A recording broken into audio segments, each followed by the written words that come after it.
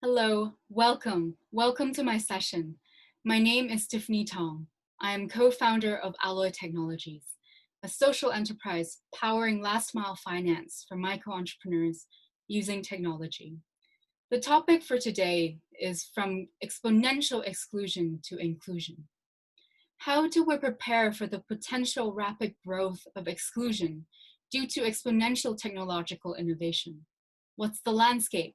What might happen in 20 years if we don't act now? How can we get to inclusion? First, I want to share with you one of my favorite quotes. If you have come here to help me, you're wasting your time. But if you have come because your liberation is bound up with mine, then let us work together. This is by Dr. Lilla Watson, who is a visual artist, activist, and academic. She attributes this to Aboriginal activist groups in Queensland in Australia in the 1970s. I have a background in international development work, and this quote really resonates with me and drives a lot about my work. And personally, why am I concerned about the potential problems of exponential exclusion? This is due to my family background. I'm third generation migrant and entrepreneur. This is me with my grandmother. All of my grandparents came to Hong Kong during the Second World War as refugees. They were escaping violence and hoping to build a better lives for themselves. After the war ended, they were able to rebuild their lives from scratch. And my parents were immigrants. I went to Canada with them when I was 4. And they were also able to seek better economic opportunities and rebuild their lives from scratch. Many activists fought for our freedoms, whether that is the freedom from violence or freedom to seek better economic opportunities or the freedom of moving to different countries. So my life's mission is to fight for similar opportunities of social mobility for all. Because through my family's experience, I really understand that social mobility can be life-changing and can change the trajectory for generations to come. And the second part is that professionally, I've worked in data and development for the last 10 years in Tanzania, Uganda, Liberia, and Nepal. I've had the privilege of working for many different organizations, such as the World Bank, governments, grassroots NGOs, or corporate social responsibility departments of companies, and my own startups. So I've been able to see development from very different perspectives and to think about what is the best way for development. While working with 5,000 farmers or implementing national surveys, I really tried to think about what is the best way to increase social mobility for all. The turning point for me was in 2017. I was accepted into a program called the Global Solutions Program by Singularity University in Silicon Valley in California. It was a crazy intense program that was 4 months long, and 90 people from very diverse backgrounds and countries, from engineers to food scientists to entrepreneurs, were all brought together to learn about exponential technologies and how we can use them to solve global problems, such as the one in SDGs. We were hosted at the NASA Ames Research Center, and the Google campus was just right nearby. So it really felt like the center of Silicon Valley, with all this exciting technology and innovation happening. It was also where I met my co-founder, Sonika Menandar, as you see here, and we founded our first startup before we pivoted into Alloy. It was also the first time I controlled a robot with my brainwaves. So as you can imagine, it really blew my mind because I was coming from a very low-tech environment. And then what really stuck with me was every day we would sit in front of this stage and there was this banner that asked, how will you positively impact 1 billion people?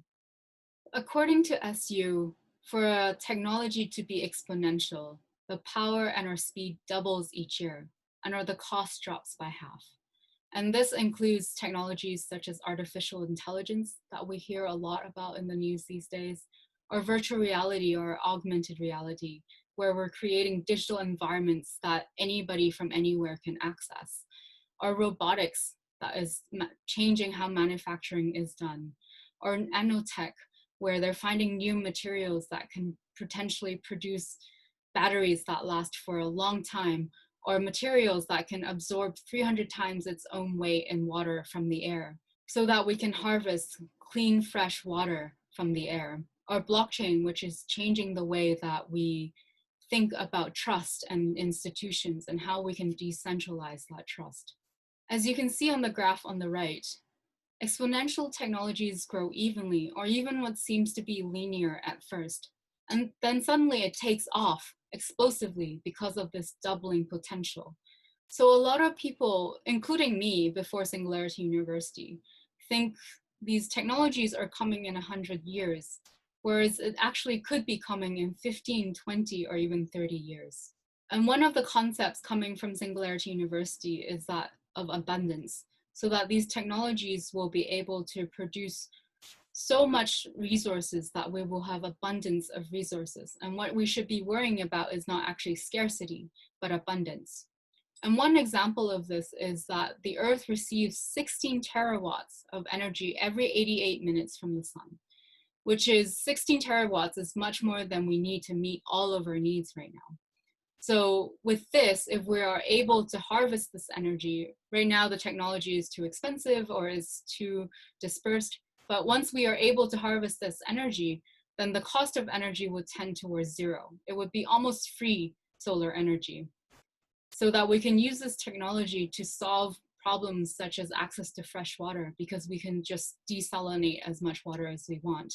And we can grow food using artificial lighting so that we would have food grown directly in cities to provide for everyone. And transportation would, of course, be zero carbon emissions. So we can live anywhere and work anywhere in the world and not have to worry about traveling. So to sum up this concept, it was often said that the Stone Age didn't end because we ran out of stones. The Stone Age ended because we found better materials to make what we needed.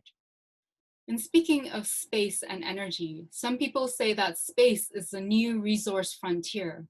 There is a lot of interest in space mining, where we're bringing asteroids or minor planets that are full of valuable metals or minerals down to Earth. The question comes, how will we distribute these resources? Is it a free-for-all where anybody that has the money and the ability to go to space and get these asteroids will have ownership over them? Or is it countries? Or is there a different way that we need to find to distribute these resources? So it's quite interesting that there's an effort to ask the United Nations to draw up a global space mining treaty. So we at least have a framework and a place to discuss how this can be developed. And then there's also this book called Homo Deus, talks about technology and our futures. There's a quote that particularly struck me. Liberal habits such as democratic elections will become obsolete because Google will be able to represent even my own political opinions better than I can. And to some extent, this is already happening. The news with Facebook and how we can use social media to influence people and their election habits indicates that technology is much more powerful than we thought. So then it begs the question, is this what we should be doing? Can we trust the results of what Google can represent as our own opinions? But maybe it is a vastly more efficient way for us to constantly represent our political opinions instead of having elections every 4 or 5 years. So there are a lot of moral problems that we need to explore before we can find a way how to use our new technologies. Because we already know that there are biases in algorithms, such as this book about algorithms of oppression, how racism and our biases for race are embedded into algorithms and machine learning. And from the recent documentary, The Social Dilemma, Dr. Kathy O'Neill said, algorithms are opinions embedded into code. So whose opinion will be embedded into code that can influence millions, if not billions of people? Another concept often talked about at Singularity University was superhaves. While studying development, we talked a lot about haves and have-nots and the rich-poor gap and the problems that bring. So when I asked this question at Singularity University, is it really okay to have this huge gap between the rich and the poor because of technological change? there came the discussion of whether it really is bad to have super haves. What if we are able to eliminate the haves-nots? We provide basic food, shelter, education to everybody, and so that we eliminate the haves-not, but still have super haves and haves. To be honest, this concept really shocked me, because in my work, the problems I see the most is with inequality, because it perpetuates current social power structures, such as class or race or ethnicity, and reduces social mobility in the long term. So is it okay to have super haves and haves? And some thinkers are pushing this even further. Some predict a techno-split, the bifurcation of humanity, where our social inequalities would soon be programmed into our DNA. Because of advances in genetic engineering, rich-poor gap might not just be politics and economics anymore, but it also could become part of our biological makeup.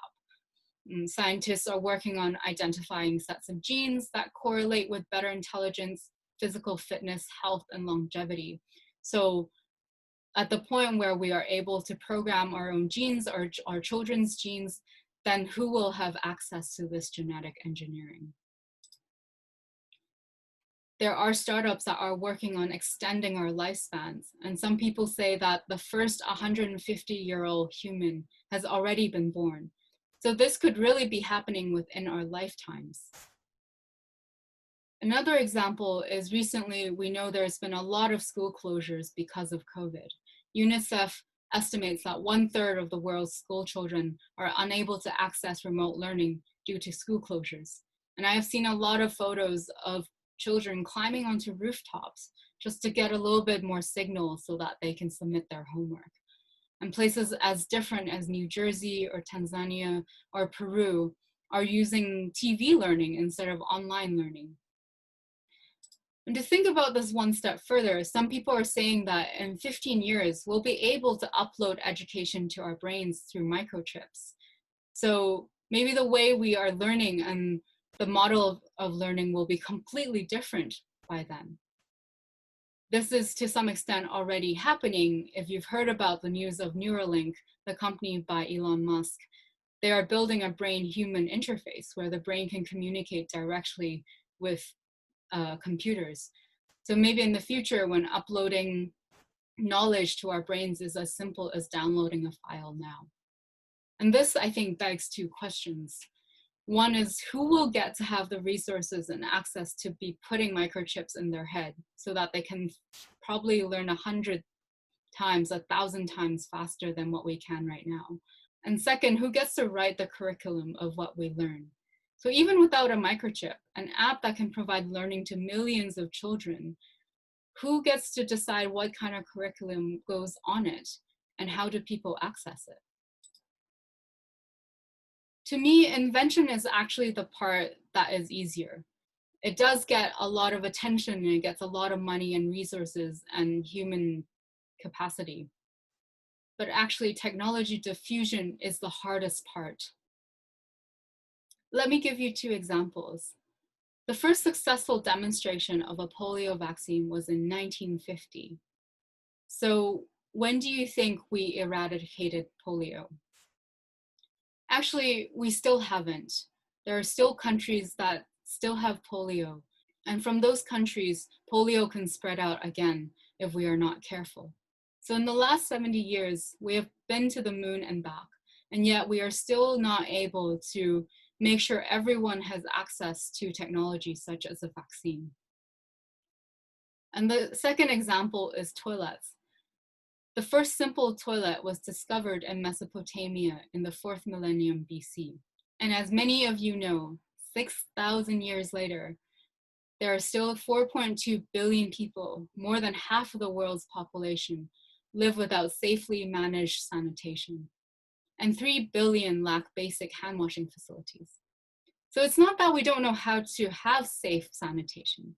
It's that we haven't found the right political will or economic model so that everyone has access.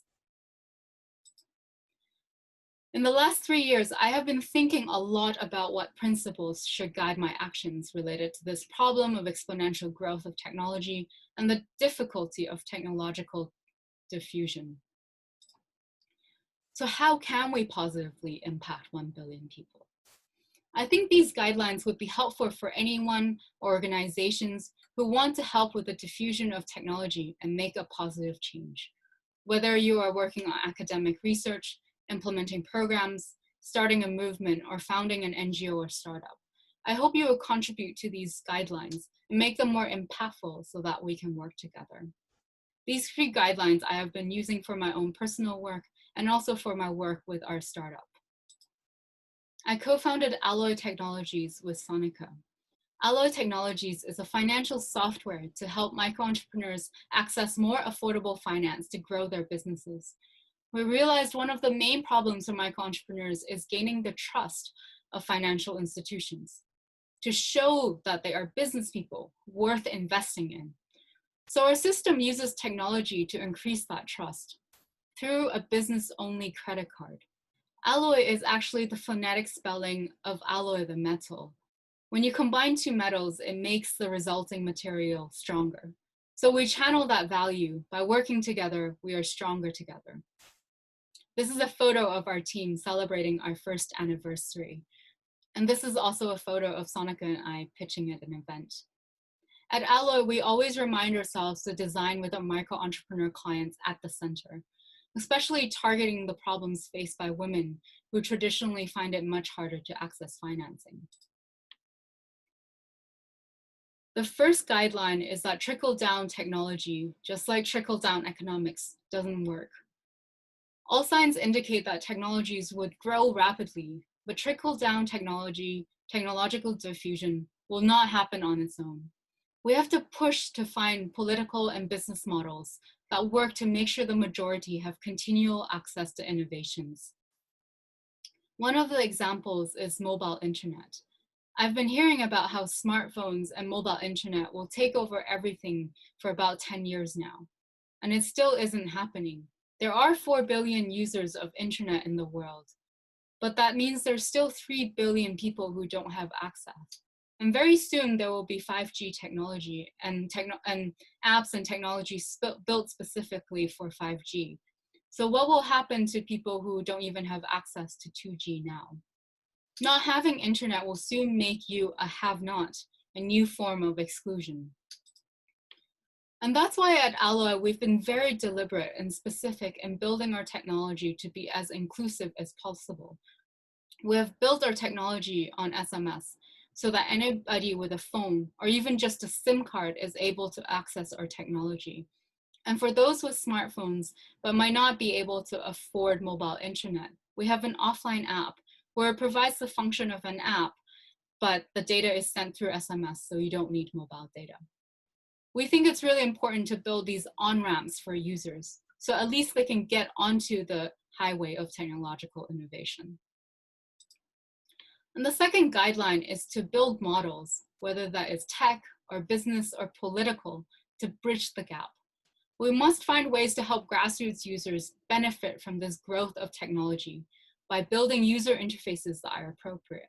So on one hand, aim to build the highest type of technology, the latest technology to work with. And on the other hand, make sure that the interface of this technology is as inclusive as possible. So for example, at Alloy, we are moving into the blockchain, and the future will be using machine learning to crunch our data. So we're trying to use the latest technologies in service of the most grassroots users. And we see bridging this gap even more urgent with the impacts of COVID.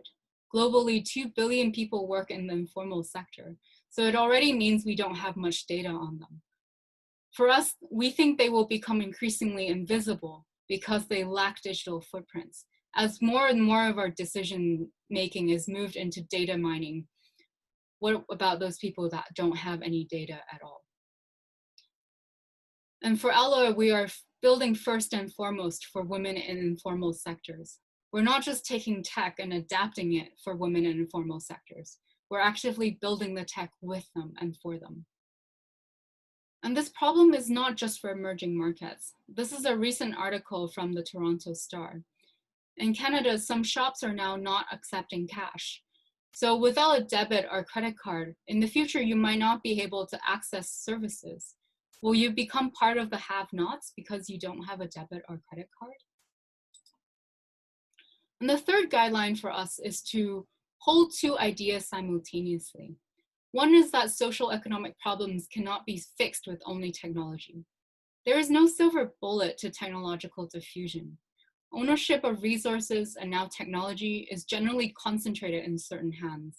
And without changing norms and power, we won't be able to increase access. And on the other hand, technology can provide powerful new tools to change power structures. We can't dismiss or avoid technological change because those with incentives to increase their access to resources will develop these technologies anyways. So we actively have to find ways to access and harness these technologies so that we can use it to change the social and economic problems that we have. At Alloy, we cannot solve all of the problems of microfinance, but we can use technology to scale and to help change the power balance. And lastly, I want to leave you with this thought. During my first field research, my professor told me, first do no harm. As a principle in development, while designing interventions that possibly could positively impact someone's life, we have to first make sure that this intervention is doing no harm. I want us to take that one step further. I think today this is not enough. Based on patterns we've seen throughout this talk, and there are many more examples, we can anticipate that seemingly beneficial technologies can have unintended or intended dark sides. So we have to actively harm-proof our future, to see where harm could happen with the growth of technologies and the lack of technological diffusion. We can only reduce harm by thinking ahead and building political, economic, and social models to anticipating these dark sides. We have to harm-proof our futures by ensuring we move from exponential exclusion to purposeful inclusion. I hope our time together today gave you some food for thought. If you're interested in collaborating or staying in touch, please reach out to me or my company here. Thank you very much.